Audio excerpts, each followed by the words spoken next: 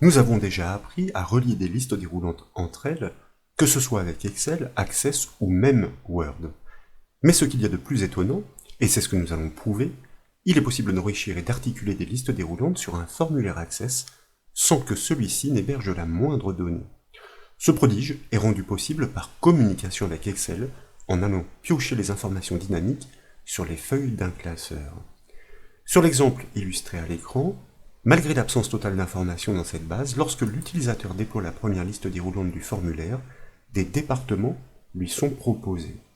Au choix de l'un d'entre eux, une seconde liste déroulante se nourrit des activités de sortie qui sont recensées dans ce département, comme vous pouvez le voir, moyennant un petit temps de traitement. Dès lors, au choix de l'une de ces activités, c'est une troisième et dernière liste déroulante qui suggère les villes proposant ces activités de sortie dans le département défini en amont, là aussi, moyennant un petit temps de traitement.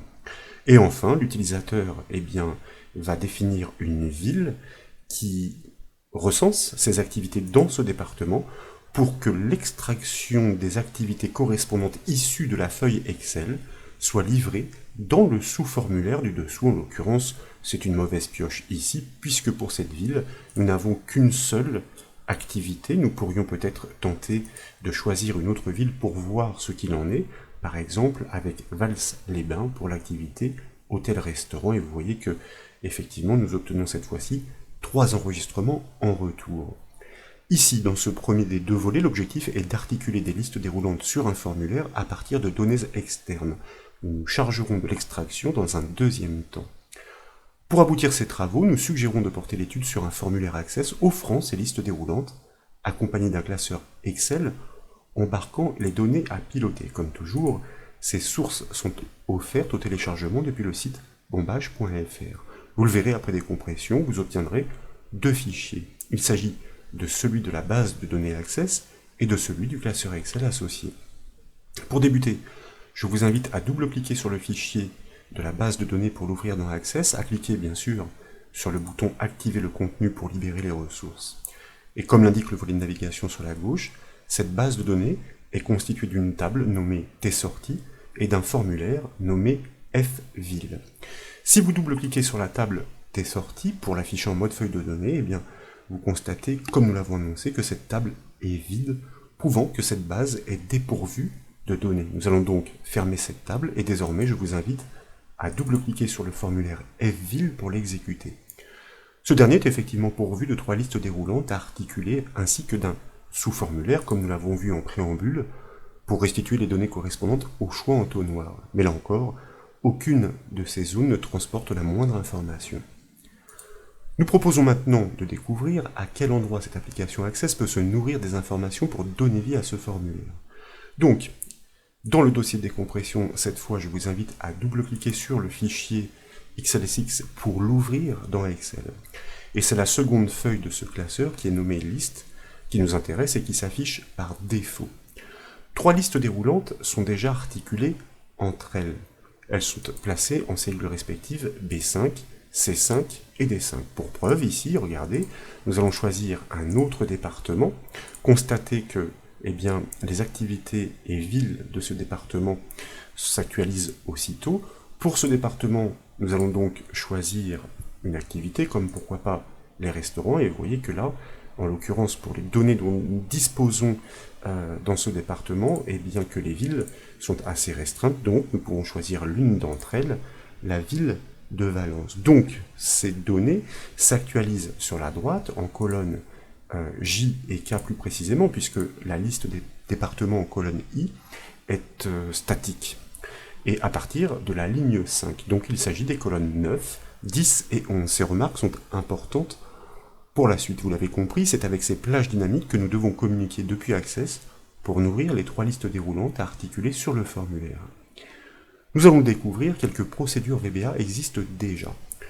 Pour poursuivre donc, je vous propose maintenant de fermer ce classeur Excel, ensuite de retour sur la base de données Access à gauche du ruban accueil, nous allons cliquer sur la flèche du bouton affichage pour choisir dans les propositions le mode création. Nous basculons ainsi dans la vue en conception du formulaire. Là, je vous propose de réaliser le raccourci clavier Alt F11 pour basculer dans l'éditeur VBA Access. Nous découvrons tout d'abord la présence de 3 procédures déclenchant un code VBA au changement de valeur dans l'une ou l'autre liste déroulante. Il y a la procédure vil change, activité change ou encore dep change. La première, comme vous le voyez, appelle la procédure effacer. Cette dernière supprime toutes les données précédemment chargées dans la table T-sortie par les actions réalisées en amont avec les autres listes déroulantes, car il s'agit bien des procédures attachées aux 3 listes déroulantes. En effet, chaque nouveau choix doit actualiser les données servant de source au sous-formulaire sous les 3 listes déroulantes. Les 2 suivantes réinitialisent simplement les listes dépendantes au choix d'une donnée dans une liste parent, comme vous voyez ici, avec la propriété ressource. Enfin, la procédure formLoad s'exécute au chargement du formulaire. Elle aussi réinitialise la table et les listes déroulantes, avec la procédure effacer et puis les propriétés ressources de chacune de nos listes déroulantes nommées respectivement dep, activite et vil. Maintenant, en haut de l'éditeur, je vous propose de cliquer sur le menu Outils pour choisir dans les propositions la rubrique Références et constater la présence absolument nécessaire de la référence à Microsoft Excel. Pour ce développement, effectivement, nous allons faire appel aux ressources d'Excel pour pouvoir piloter une feuille d'un classeur précis. Nous pouvons donc cliquer sur le bouton OK de cette boîte de dialogue pour revenir sur la feuille de code. Nous proposons de créer une procédure VBA indépendante pour remplir les 3 listes déroulantes sur appel en fonction du nom du contrôle à charger passé en paramètres. Donc, sous la procédure effacer, je vous propose de débuter. Nous allons créer une nouvelle procédure que je vous propose de nommer par exemple charger liste pour qu'elle porte bien son nom et qui attend, nous l'avons annoncé, des paramètres. Donc nous ouvrons parenthèse et nous allons déclarer un premier paramètre que nous nommons colonne et que nous typons comme un entier court, donc as byte. Pourquoi? Tout simplement parce que selon la liste déroulante appelante, il va falloir savoir sur quelle colonne il faut se placer dans la feuille du classeur Excel pour charger soit les départements, soit les activités, soit les villes. Et la colonne varie. Et cette colonne varie en fonction du contrôle appelant, c'est-à-dire de la liste déroulante qui a déclenché cette action. Donc, nous déclarons en deuxième paramètre une variable que nous nommons contrôle, c'est un objet, et que nous typons comme un combo block, c'est-à-dire une zone de liste déroulante. Ensuite, nous poursuivons, nous enchaînons avec la déclaration des variables. Nous avons besoin d'objets pour piloter une instance d'Excel et ses éléments. C'est la raison pour laquelle je vous propose de déclarer tout d'abord un objet que nous nommons fenêtre et que nous allons typer comme un objet de type excel.application. Cette déclaration est rendue possible grâce à la référence à Microsoft Excel que nous avons constatée précédemment. Donc cet objet fenêtre va piloter une instance d'Excel au sens large, mais nous, dans cette instance, nous souhaitons pouvoir prendre possession d'un classeur précisément. Donc nous déclarons une variable que nous nommons classeur et que nous typons comme un objet de type Excel, mais cette fois-ci workbook, c'est-à-dire un classeur. Et dans ce classeur, nous souhaitons pointer sur une feuille en particulier, donc nous déclarons un objet que nous nommons feuille, et explicitement feuille, et que nous allons typer cette fois-ci comme un objet de type Excel, non plus workbook, mais worksheet. Suite à cela, nous avons besoin d'une variable pour mémoriser le chemin d'accès au classeur que nous devons piloter. Donc nous déclarons une variable que nous nommons chemin et que nous typons comme un texte as string. Nous avons besoin de nous positionner sur une ligne précise à partir de la ligne 5 pour parcourir toutes celles qui ne sont non vides juste en dessous. Donc nous déclarons une variable que nous nommons judicieusement ligne et que nous typons comme un entier court as byte pour pouvoir l'incrémenter au fur et à mesure du processus. Maintenant que les variables sont définies, nous allons notamment pouvoir initialiser les objets permettant de prendre possession du classeur Excel et de ses éléments. Tout d'abord, et avant cela, je vous propose d'initialiser les variables les plus classiques, ligne donc sur l'indice 5, nous l'avons annoncé tout à l'heure, c'est à partir de la ligne 5 que se trouvent les premières données à extraire. Et puis, nous allons déclarer une variable booléenne test que nous allons initialiser à false. Je me demande d'ailleurs dans ce développement, dans le raisonnement, si elle est bien nécessaire, car nous allons engager une boucle do qui va gérer son critère elle-même, donc nous n'avons pas besoin de variable booléenne, d'ailleurs, je ne l'avais pas déclaré. Donc c'est une habitude de développement, si vous voulez, selon les boucles que l'on enclenche, que j'ai utilisé ici pour pouvoir sortir prématurément de la boucle lorsque nous détectons que son traitement est terminé. Elle n'est pas nécessaire ici. Nous pouvons maintenant initialiser notre variable chemin, de manière à pouvoir pointer dans un premier temps sur le dossier de l'application, puisque le classeur Excel est au même endroit que la base de données. Et pour cela, notre objet VBA Access Application propose une propriété qui est tout à fait intéressante, qui se nomme Current Project, qui désigne le projet en cours.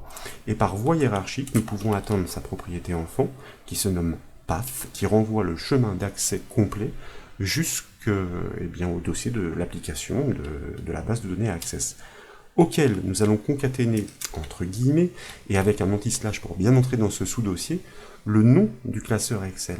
Donc là, je ne vais pas prendre de risque, voyez-vous, je vais revenir dans mon dossier, je vais copier le nom complet avec son extension pour pouvoir le coller à la suite, après l'anti-slash et dans les accolades. Maintenant que le chemin est défini, nous allons pouvoir instancier la classe permettant de piloter une instance d'Excel. Donc, nous initialisons set, notre objet fenêtre, car il ne s'agit pas d'une variable classique, mais bien d'un objet.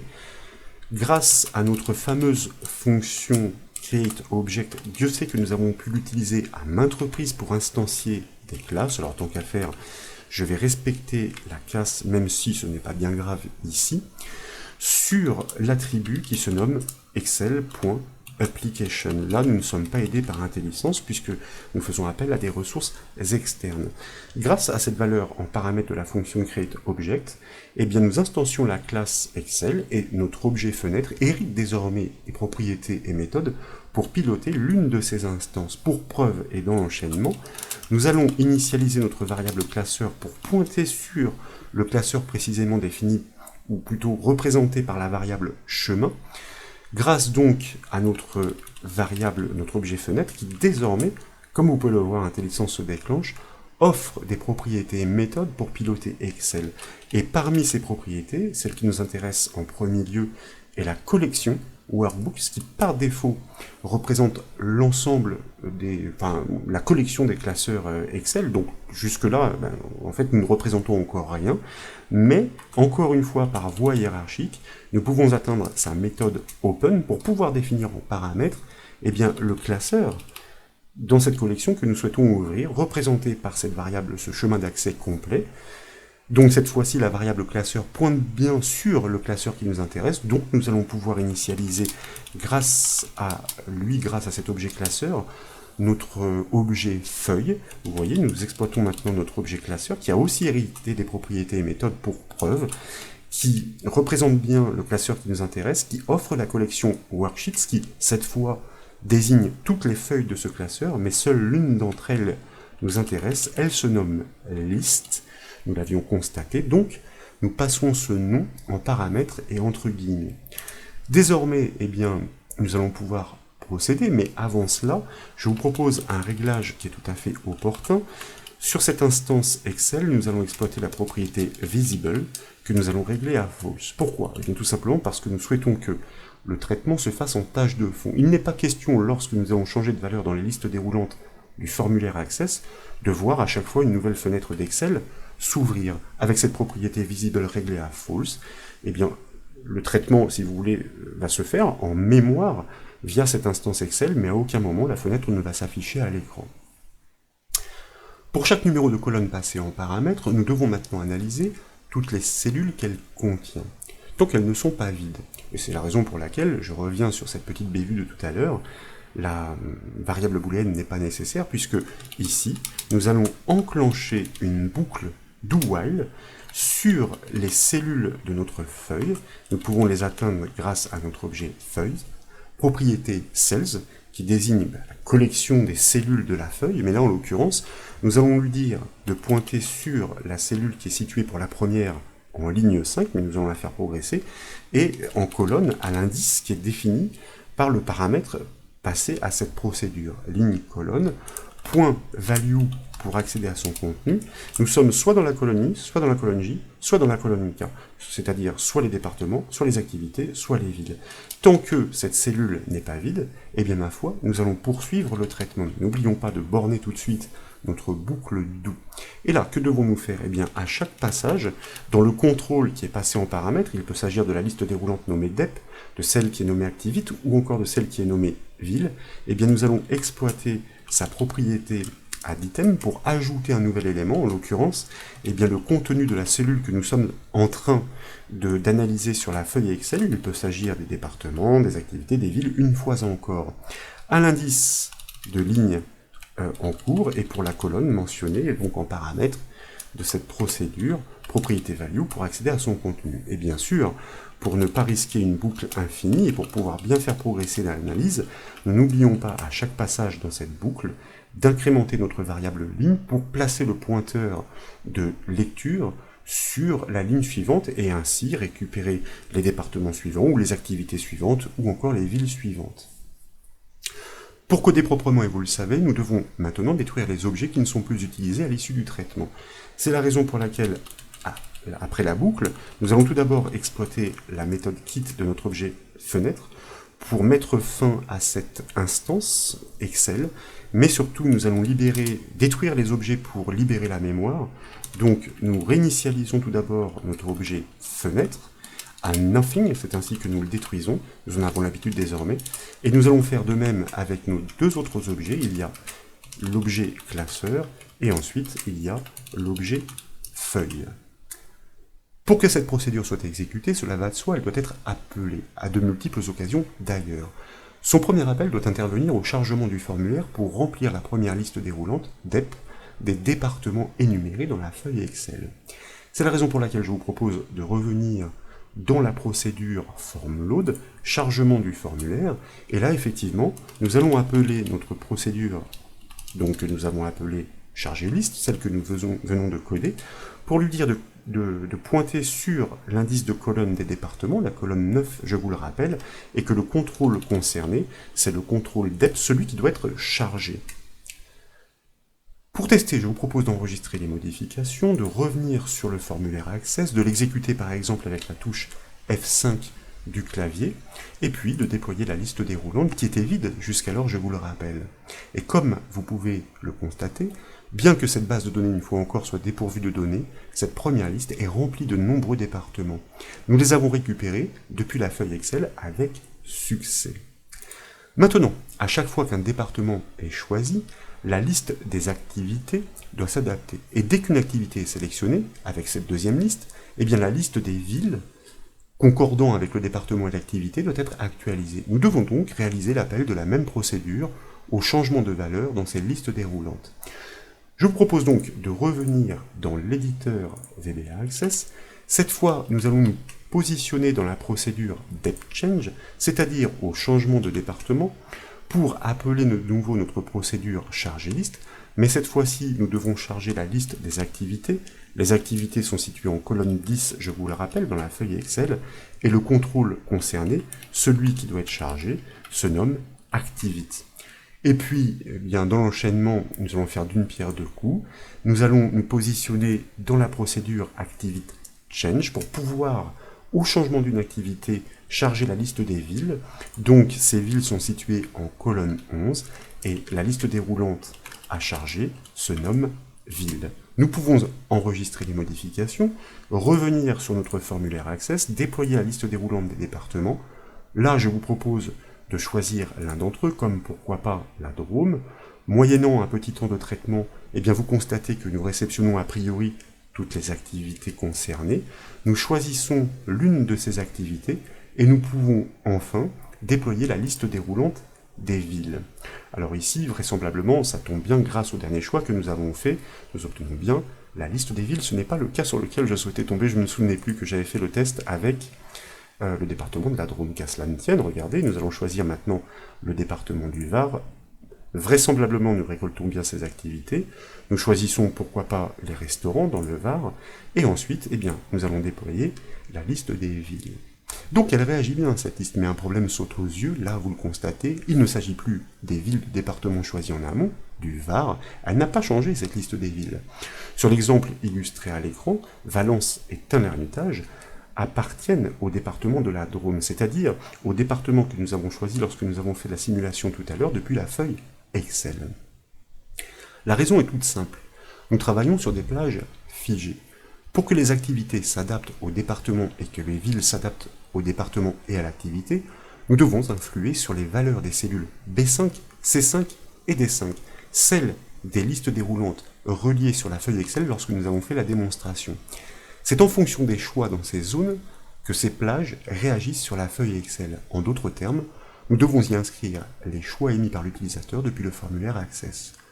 Pour cela, nous proposons encore une fois de créer une procédure adaptative. Elle doit attendre la valeur à inscrire ainsi que l'indice de colonne de la cellule qui doit recevoir l'information. En effet, la ligne est déjà connue, il s'agit toujours de la ligne 5. Donc, nous revenons dans notre éditeur VBA Access. Là, je vous propose, à la toute fin du code, après la procédure charger liste, de créer la procédure que nous allons nommer changer valeur. Changer underscore valeur et qui attend, nous l'avons dit, deux paramètres. Tout d'abord, l'indice de colonne pour savoir quelle est la cellule sur laquelle nous devons influer. Nous connaissons déjà son indice de ligne, donc as byte comme un entier court. Et la valeur que nous devons y inscrire, il s'agit d'une valeur textuelle, donc notre variable valeur que nous typons comme un string. Là, et par fainéantise, voyez-vous, eh bien, je vais récupérer le début du code de la précédente procédure, car le principe d'accès aux ressources du classeur Excel est le même. Nous avons besoin de nos trois objets pour pouvoir descendre jusqu'à la feuille Excel, du chemin qui désigne le classeur et de notre variable ligne que nous initialisons sur la valeur 5. Ensuite, le principe est le même, nous reconstruisons le chemin d'accès, nous créons une instance d'Excel, grâce à elle, nous exploitons la méthode open pour pointer sur le classeur qui est reconnu par ce chemin d'accès complet, et grâce à lui, eh bien, nous pointons sur la feuille qui est nommée liste. Il ne nous reste plus qu'à pointer donc sur la bonne cellule, dont nous connaissons les coordonnées dynamiques, ligne et colonne pour les variables, pour changer sa valeur, ce qui aura pour effet d'impacter la plage dépendante sur la feuille Excel. Plage que nous utilisons pour remplir les listes déroulantes. Donc, elles vont réagir dynamiquement et nos listes déroulantes vont être reliées. Bien sûr, le classeur doit être enregistré dans l'enchaînement pour que ces modifications ne soient pas considérées seulement en mémoire. En effet, la procédure charger liste doit y accéder dans l'enchaînement pour prélever les données en tenant compte des modifications. Donc, à la suite du code, eh bien, je vous propose d'exploiter notre objet feuille pour descendre jusqu'à sa collection cells, afin de pointer précisément sur la cellule sur laquelle nous devons modifier la valeur par ses coordonnées. Donc, ligne, ce sera toujours la ligne 5, en l'occurrence ici notre variable ne va pas évoluer, ne va pas être incrémentée comme dans notre précédente procédure. En revanche, la valeur de la variable colonne va dépendre de l'appel. S'agit-il des activités adaptées à récupérer ou s'agit-il des villes adaptées à récupérer? Propriété.value pour accéder à son contenu, et là, eh bien, tout simplement, nous allons l'affecter sur la valeur transmise en paramètre. Donc nous changeons la valeur de la cellule, c'est-à-dire soit du département, soit de l'activité pour pouvoir obtenir tous ces choix en cascade. Suite à ça, eh bien, nous enregistrons les modifications grâce à la méthode save de notre objet classeur, et surtout pour ne pas voir apparaître de boîte de dialogue, de messages d'avertissement, de confirmation, êtes-vous sûr de vouloir enregistrer les modifications, eh bien, grâce à notre objet fenêtre, et puis à son objet enfant, dirons-nous application, nous pouvons accéder à la propriété display alerts, qui parle d'elle-même, que nous allons régler à false, qui va permettre de neutraliser ces alertes envoyées naturellement par Excel, bien que nous travaillions en tâche de fond, pour que eh bien, le processus soit le plus transparent possible pour l'utilisateur depuis le formulaire Access.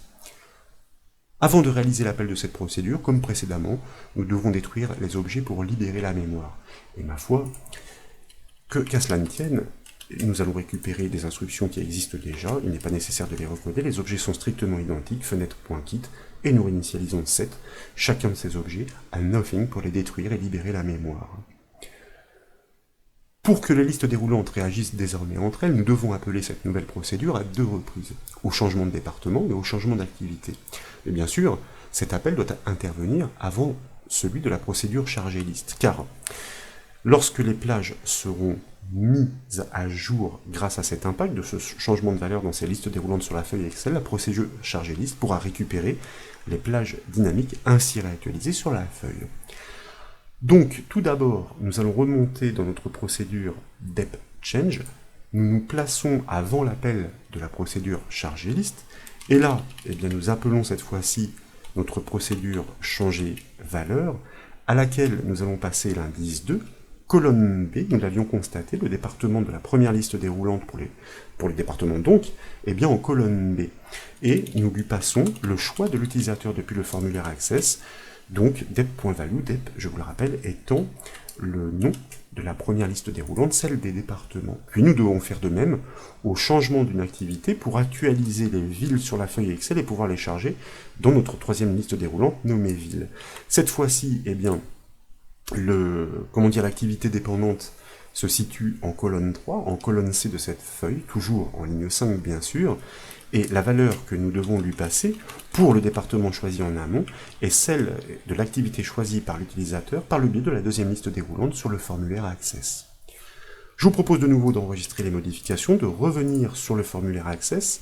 Nous avions vu ici que nous obtenions malheureusement les villes de la Drôme pour le département du Var. Je vous propose maintenant de choisir pourquoi pas l'Ardèche avec la première liste déroulante, ensuite de choisir une activité recensée dans ce département, hôtel-restaurant de l'Ardèche, et de déployer à l'issue la liste déroulante qui propose les villes de ce département qui offrent cette activité. Et vous voyez que là nous tombons bien sur les villes de l'Ardèche, pour preuve si vous ne les connaissez pas, Saint-Marcel d'Ardèche, Saint-Martin d'Ardèche, Tournon-sur-Rhône, Vallon-Pont-d'Arc, il s'agit bien de l'Ardèche, ou encore Vals-les-Bains. D'ailleurs, nous avions utilisé cette ville pour réaliser ensuite l'extraction que nous aborderons dans le prochain volet, dans le sous-formulaire.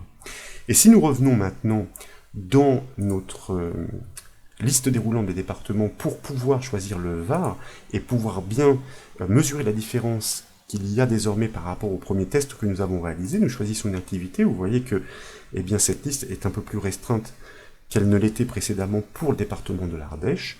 Nous choisissons par exemple les hôtels-restaurants, et une fois le processus terminé, lorsqu'il nous rend la main, nous pouvons déployer la liste déroulante des villes, car il y a quand même une communication avec Excel, donc il y a un petit peu de temps à respecter, et vous voyez que cette fois, avec plaisir, nous accédons bien aux villes du Var, qui proposent cette activité hôtel-restaurant, comme par exemple Bandol, ou encore Fréjus, Grimaud, Hyères, et puis j'en passe, nous devrions trouver le chef-lieu, c'est-à-dire la ville de Toulon. Voilà, sur cette base, et dans le prochain volet, une fois encore, nous verrons comment extraire les activités de sortie, toujours issues du classeur Excel, correspondant strictement à ces choix entonnoirs. Quoi qu'il en soit, j'espère que ce nouveau développement VBA Access vous a plu. Si c'est le cas, comme toujours, je compte sur vous pour mettre un petit j'aime à la vidéo, et comme vous le savez, vous pouvez retrouver toutes les formations et astuces sur le site bombache.fr. Je vous remercie.